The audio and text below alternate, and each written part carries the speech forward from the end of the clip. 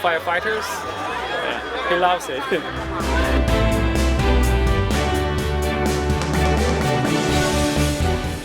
The open house is always something we've really looked forward to. It's amazing to be able to bring members of the community in and show them what they can do to help protect themselves. And this is the 100th anniversary of fire prevention. So let's get together, let's celebrate, and let's learn something about fire prevention, because it's going to help you and it's going to help your family.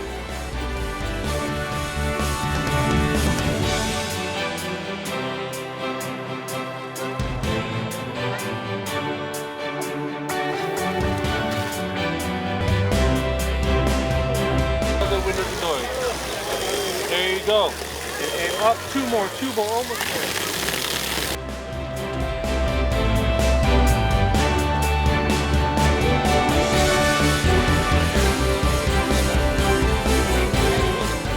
It's a real exciting time for all of us, and we hope that everyone that comes out will leave with something that they can use in the future.